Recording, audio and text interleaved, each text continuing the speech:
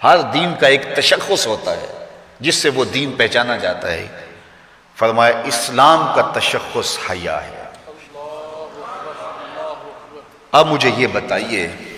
ہر وہ رسم، ہر وہ طرز زندگی جو اسلام کے اس مزاج سے ٹکراتی ہو تو عملی طور پہ ہمیں اس کا بائیکاٹ کرنا ہوگا اور اس کے لیے ہمیں کوشاں ہونا پڑے گا، اس لیے کہ اسلام کا مزاج یہ ہے کہ اسلام ہمیں درس حیا دیتا ہے، صرف درس حیا نہیں دیتا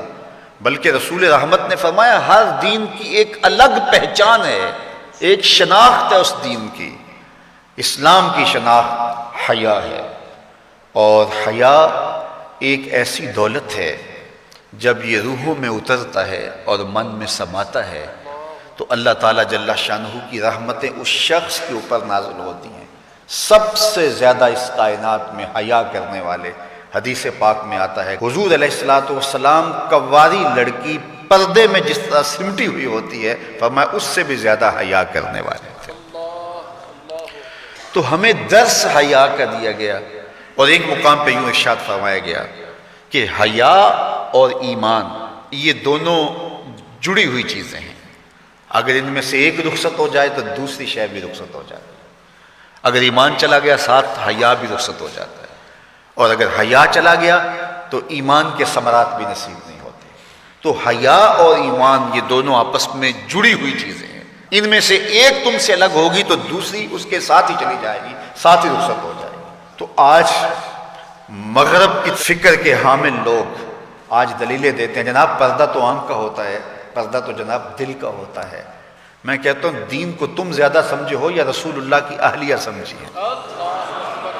جن سے فرمائش حمیرہ سے دین سیکھو، وہ فرماتی ہیں جب حضور کا انتقال ہو گیا تو میں حضور کے حجرے میں جاتی تو معمولی اوڑھنی اوڑھ کے چلی جاتی کہ میرے شوہر کی قبر ہے، کوئی بات نہیں۔ فرمایا اس کے بعد حضرت صدیق اکبر کا وصال ہوا تو وہ بھی حضور کی قربت میں دفن ہوئے، تو میں پھر اس معمولی اوڑھنی کے ساتھ چلی جاتی، اس لیے کہ میں کہتی ایک میرا شوہر ہے دوسرا میرا باپ ہے، تو معمولی کپڑا لیتی اور میں چلی جاتی۔ فرمایا پھر حضرت عمر کا انتقال ہوا اور وہ بھی ساتھ دفن ہوئے، تو حضرت عائشہ رضی اللہ تعالیٰ عنہ فرماتی ہیں کہ واللہ ما دخلت الا وانا مشدودۃ علیہ صوبی حیاء من عمر، کہ اس کے بعد پھر میں کبھی نہیں گئی سوائے اس کے کہ میں خوب چادر سمیٹ کے اور پردہ کر کے جاتی، مجھے عمر سے حیا آتی۔ تو جو قبر میں اتر چکے ہیں ام المومنین تو اس سے بھی حیا کرتی ہیں اور اپنے کو سمیٹ لیتی ہیں، تو کیا رسول اللہ صلی اللہ علیہ وآلہ وسلم پر وہی جس خاتون کی آغوش میں اترتی رہی ہے ان سے زیادہ بھی کوئی دین جانے گا، ان سے زیادہ بھی کوئی سمجھدار ہو سکے گا؟ تو یہ اصطلاحات کہ جناب آنکھ کا پردہ ہوتا ہے اور دل کا پردہ ہوتا ہے، یہ ساری چیزیں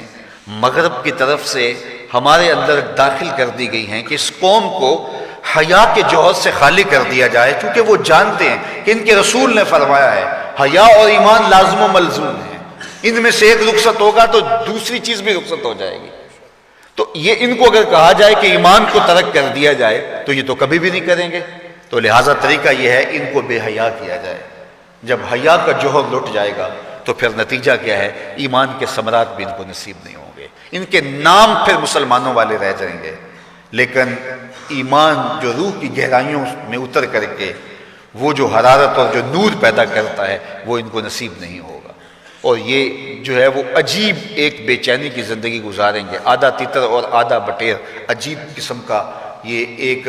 جو ہے وہ معجون مرکب بن جائیں گے، ان کے پاس کچھ بھی نہیں رہے گا۔ تو اس لیے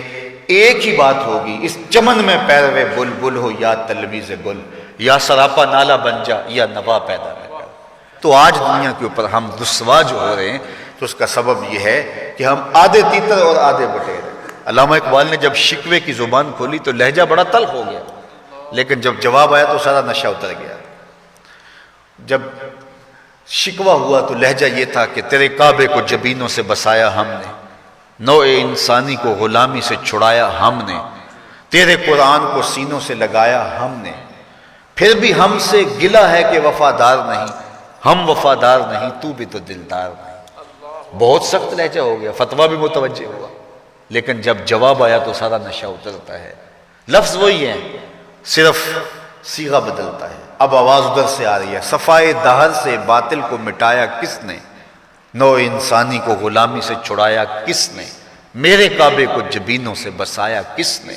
میرے قرآن کو سینوں سے لگایا کس نے، تھے تو آبا وہ تمہارے ہی مگر تم کیا ہو، ہاتھ پہ ہاتھ دھرے منتظر فردا ہو، ہر کوئی مست مئے ذوق تن آسانی ہے، تم مسلمان ہو یہ انداز مسلمانی ہے، حیدری فقر ہے نئے دولت عثمانی ہے، تم کو اسلاف سے کیا نسبت روحانی ہے، وہ معزز تھے زمانے میں مسلمان ہو کر، ہم خار ہوئے تارک قرآن ہو کر، ہماری پستی، زبوں حالی، ذلت، نکبت، رسوائی، یہ اس کا سبب یہ ہے کہ ہم نے کتاب اللہ کی تعلیمات کو چھوڑ دیا۔ وہ غالباً واصف علی واصف یا بابا اشفاق نے کہا تھا کہ لوگ اللہ کو تو مانتے، اللہ کی نہیں مانتے، تو جب ہم اللہ کی نہیں مانیں گے تو پھر ہم کس طرح کامیاب اور بامراد ہوں گے۔